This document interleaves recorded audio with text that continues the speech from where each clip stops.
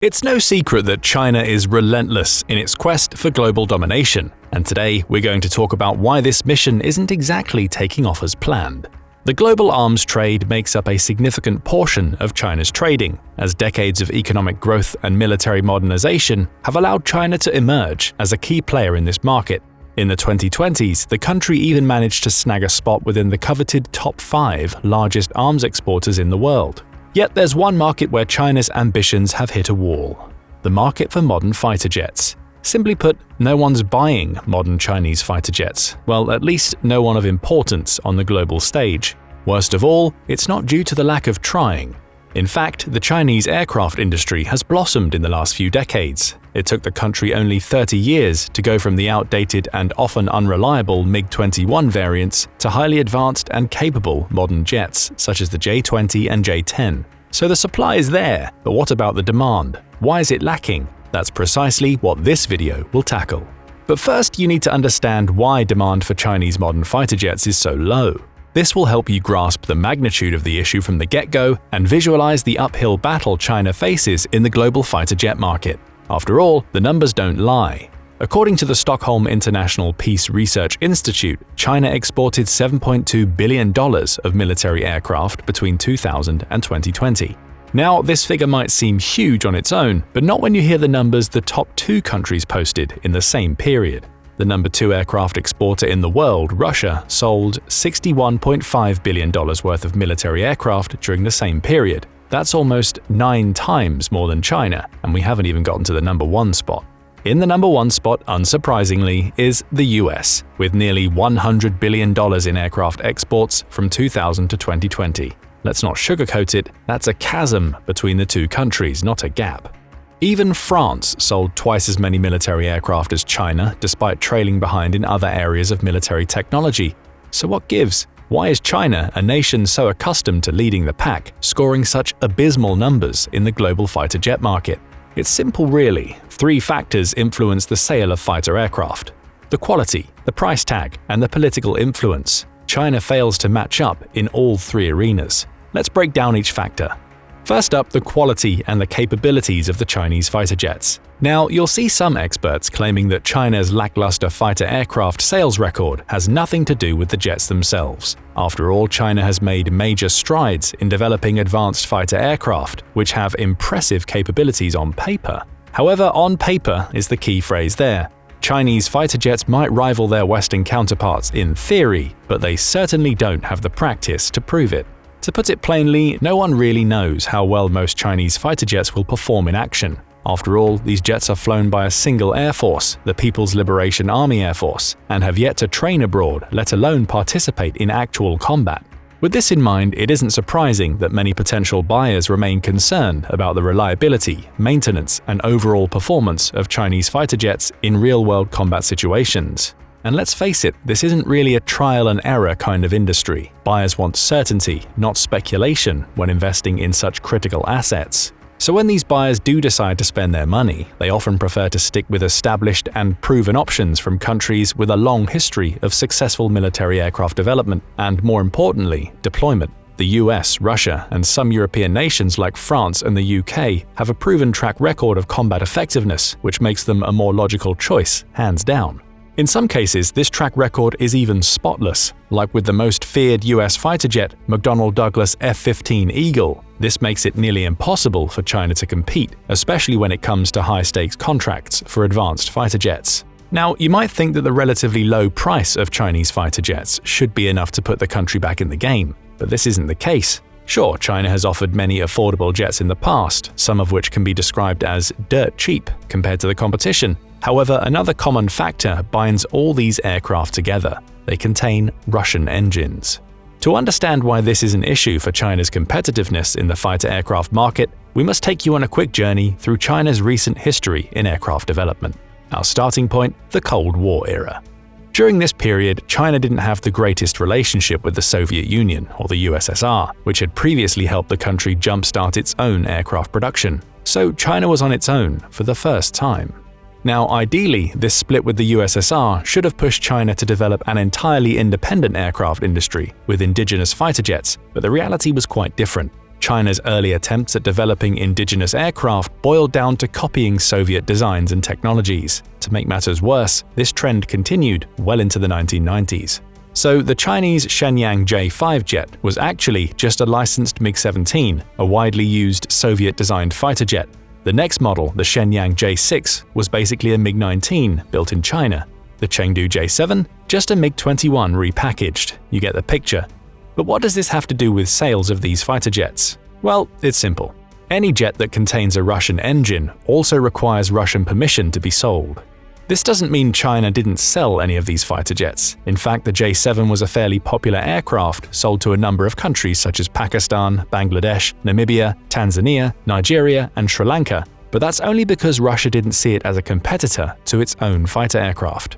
The first time this occurred, with the Chengdu J-10 Vigorious Dragon, Russia refused to allow exports to just any country. Russia's guiding principle was pretty simple. If the country in question could buy its own fighter jets, the Chinese copies were out of the question. The same principle applied to the JF-17 Thunderjets. Though these jets were designed with an advanced version of the Russian engine, the country still provided a vital component to the plane. This also meant Russia had a say in who could buy the jet.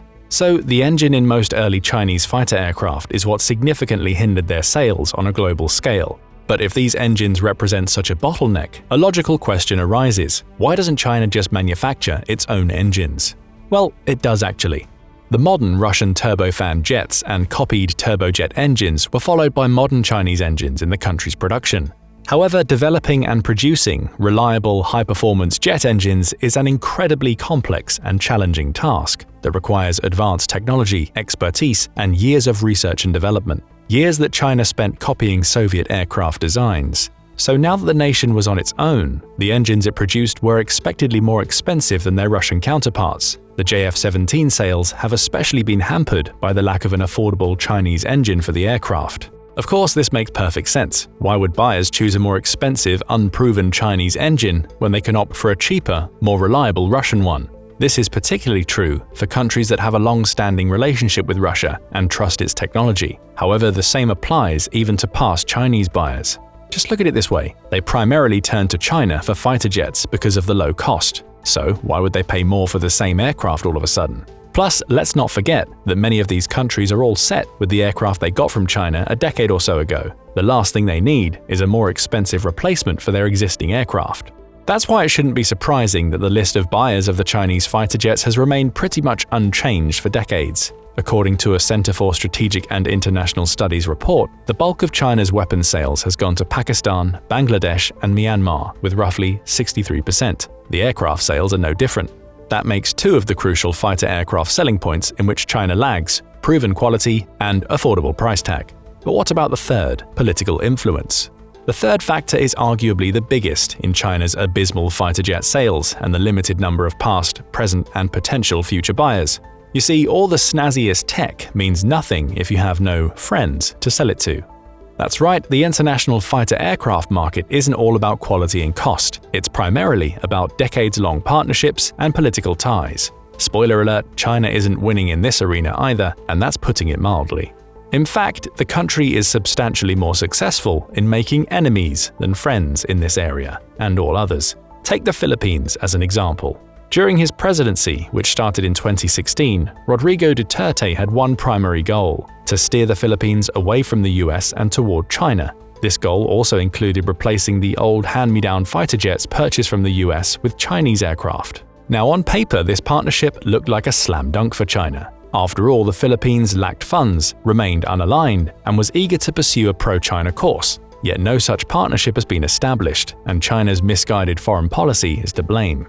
Instead of dealing a significant blow to the US's influence in the region and selling a few squadrons of fighter jets to the Philippines, China eventually provoked the Philippines by sending naval vessels into its territory without authorization.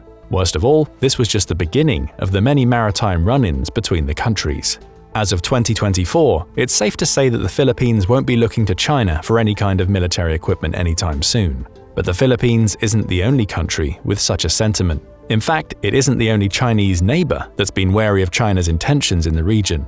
So has India. But it gets even worse. Not only does India, a country interested in sourcing weapons from multiple sources, refuse to purchase fighter jets from China, but it's even modernizing its equipment to counteract China's actions. So instead of an ally, China has turned India, the fourth largest military power in the world, into its adversary, all because of the contested Himalayan frontier. In 2023, India approved a purchase of military equipment worth $8.5 billion, and not a single cent went directly to China. Talk about a missed opportunity. Similar sentiments are echoed across Southeast Asia. Beijing's ambitions in the region cause Vietnam to not even consider acquiring a Chinese fighter. The same goes for Malaysia and Indonesia. And even countries on other continents like Egypt became closer to other suppliers despite being China's traditional customers in the past. This pattern highlights a monumental failure in China's foreign policy and arms sales strategy. But are China's direct actions the only ones to blame for countries backing out from acquiring Chinese fighters? The answer is no. The truth is that fighter jet sales are a popularity contest, and the word popular certainly isn't the first adjective to come to mind when describing China. So it's not uncommon for countries that have no direct conflict with China to abandon deals with the country due to international pressures. One of the most notable examples is Turkey. In 2013, Turkey struck a massive $4 billion deal with China to acquire its high-end missile defense systems. However, the deal was cancelled in 2015 as Turkey faced intense pressure from its NATO allies, particularly the US, primarily over security concerns. And this was almost a decade ago, when the West still looked at China somewhat favorably. Imagine the backlash today, given the current global sentiment toward China. Like in 2013, the US would undoubtedly spearhead this backlash. After all, the country is currently waging what many refer to as Cold War 2.0 against China. So it's simple really. If you purchase fighter jets from China, you inadvertently choose sides, or at the very least, you risk damaging your relationship with the US. With this in mind, it shouldn't be surprising that any country even remotely affiliated with the US hasn't dared to purchase Chinese fighter jets. And that's despite a single Chinese J-10 jet reportedly costing $40 million, while its closest US contemporary, the F-16 Fighting Falcon, costs $63 million. Interestingly, the same hesitation doesn't apply to Chinese drones. In fact, China beat the US in this department, exporting these unmanned aerial vehicles, UAVs, to more countries. However, this primarily has to do with good timing.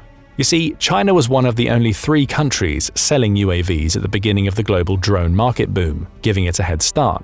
What increased this head start even more was the fact that the other 2 major players in the drone market, the US and Israel, faced restrictions in selling their drones to many countries due to export control regulations. China capitalized on this opportunity and aggressively marketed its drones to a wide range of countries, offering competitive prices and a variety of models to suit different needs. Today, the following countries can be found using Chinese drones: Egypt, Indonesia, Iraq, Jordan, Kazakhstan, Myanmar, Nigeria, Pakistan, Saudi Arabia, Turkmenistan, United Arab Emirates, and others. These countries alone have spent over $700 million on Chinese military drones. It's no wonder that Beijing captured over 5% of the global arms market between 2014 and 18, mostly thanks to these sales. Given the amount of money at stake here, it's understandable that China is desperate to capture a more substantial piece of the global fighter aircraft market, and let us tell you, there's some serious money to be made. In 2023 alone, the global fighter jet market reached $122.12 billion. By 2028, this number is expected to rise to $170.16 million. That's a 6.5% compound annual growth rate between 2024 and 28. But does China stand a chance in this highly competitive and lucrative market?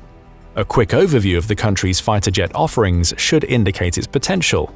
Interestingly, China has the second largest fighter aircraft fleet in the world, with roughly 1,200 jets. The only country that has more is the US, with 1,854, yet the US is selling fighters left and right. Turkey got $23 billion worth of F-16 fighter jets. Greece got $8.6 billion worth of F-35 stealth fighter jets. Israel got $18 billion worth of F-15 fighter jets. And that's just 2024. On the other hand, there's only one model that's actually selling in China, the JF-17 Thunder or FC-1 Xiaolong. However, China isn't the only country involved in the production of this aircraft, so is Pakistan. In fact, the countries are said to have co-developed this fighter jet to meet the Pakistani needs for a cheap and light aircraft. Pakistan is believed to produce about 58% of the JF-17's airframe and subsystems, which includes the wings, tail, and forward fuselage sections. The country is also reported to perform the final assembly. On the other hand, China is in charge of the remaining 42%, mainly tackling the engine and the mid and rear fuselages. Even if we don't count Pakistan as an export sale country, the list of buyers and prospective buyers for this jet is in no way limited. In 2016, Myanmar bought 16 of these airframes for approximately $560 million. The same year, Nigeria bought 3 JF-17s for some $25 million. In 2024, Azerbaijan signed a contract to purchase an unspecified number of these jets for $1.6 billion. Though, to be fair, the success of this fighter jet probably has to do with the fact that it's marketed as a Pakistani product, thus eliminating the stigma of purchasing Chinese military technology. Other countries showing interest in the JF-17 include Argentina, Kuwait, Malaysia, Morocco, Qatar, Venezuela, Bolivia, Egypt, and Iraq. Interestingly, China is only interested in the production of this aircraft to earn money, which it does with about 40 cents on every dollar. The country itself has no use for it. Why? Because it's too light for the country's military needs. However, the same can't be said for the Chengdu J-20 Mighty Dragon. This fighter jet is reportedly the Chinese answer to the US Lockheed F-22 Raptor, a fighter jet known for its unique combination of stealth, speed, agility, and situational awareness.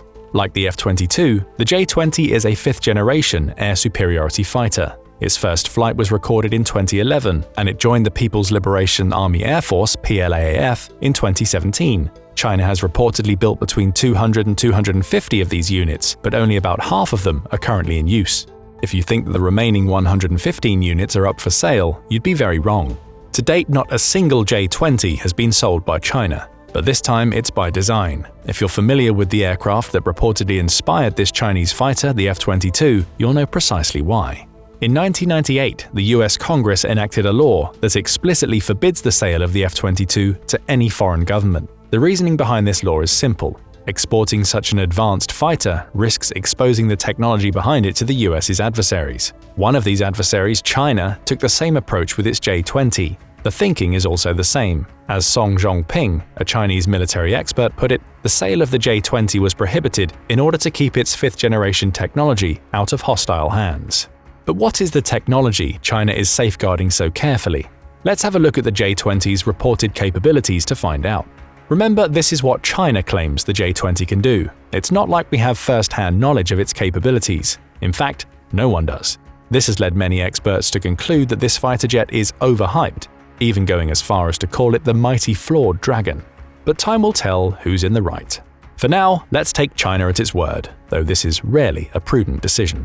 The Chengdu J-20 Mighty Dragon is a twin-engine air superiority fighter with precision strike capability. It has a wide-area platform with a chiseled nose section, double canards, and a frameless canopy. The aircraft boasts 3 primary characteristics. Number 1. Stealth, thanks to its unique design and stealth coating. Number 2. High situational awareness, provided by advanced sensor fusion. And number 3. Versatility, supporting multi-role operations with integrated targeting pods and internal weapons bays. These features make the J-20 a formidable aircraft, so it's no wonder the PLAAF has already positioned it in all 5 theater commands – Eastern, Southern, Western, Northern, and Central. But that's not all. China is also working on making the J-20 nuclear capable.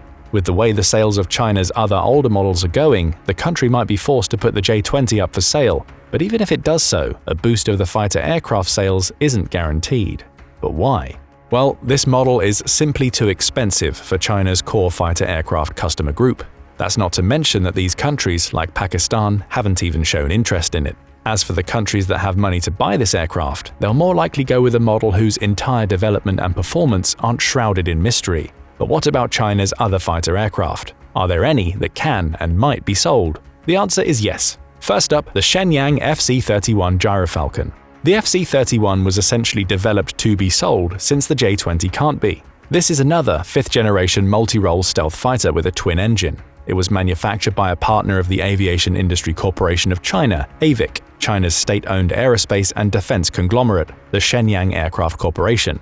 According to reports, this fighter should be able to conduct close air support, aerial bombing with up to 4 missiles, and air interdiction operations. Its average speed is over 1,350 miles per hour, while its maximum range is over 1,200 miles when fitted with external fuel tanks. The aircraft also has outstanding situational awareness and can carry out a variety of missions. One look at these characteristics is enough to conclude that the FC-31 is a highly capable fighter aircraft that should be able to compete on a global scale. But can it? For now, the only nations that have expressed interest in this jet are the usual suspects: Pakistan, Bangladesh, and Myanmar. However, it seems that China has its heart set on Middle Eastern buyers. In February 2024, the country displayed the FC-31 at a Saudi defense show, pitching it as a reliable alternative to the US's F-35 jet. Of course, most of the Middle Eastern countries can only dream about owning an F-35 Lightning II, which makes China's pitch a wise, strategic decision. But whether this pitch will result in actual sales remains to be seen. For now, only Pakistan has announced definite plans to procure this stealth fighter from China. Besides the FC-31, we must also mention again the Chengdu J-10 Vigorious Dragon. Unsurprisingly, Pakistan is again front and center on the buyers list, having purchased 25 units in 2021. But this time it's not the only prospective buyer. Egypt has also expressed interest in purchasing 12 of these fighter jets, while Saudi Arabia is already in talks to do so. So what makes this fighter so sought after? Well, at least by China's standards. The Chengdu J-10 Vigorious Dragon currently forms the backbone of China's air operations. The People's Liberation Army operates just shy of 600 of these jets across its air force and navy. Technologically speaking, the J-10 is on par with the US's F-16 Fighting Falcon. It's a multi-role aircraft capable of extreme maneuverability, impressive stability, and a wide array of weaponry. Its speed, range, and payload are also fully in line with the F-16 and other similar aircraft on the market. Yet with a large number of second-hand F-16s flooding the market, new customers are unlikely to look their way. This only leaves us with the JF-17. We've already explained why this aircraft is the only fighter jet that seems to be selling more substantially in China, but keep in mind the sales of this jet mostly go through Pakistan. This means that even this fighter aircraft brings virtually no direct sales for China, a situation the country knows all too well. Will this ever change? In such an unpredictable geopolitical climate, you can never tell. For now, it seems that China is stuck in a rut that only seems to deepen as time goes on. But what do you think? Will China be able to sell its fighter jets abroad anytime soon? If not, what do you believe is the prevailing reason? Is it the "who you buy from is as crucial as what you buy" principle or something else? Share your thoughts in the comment section below.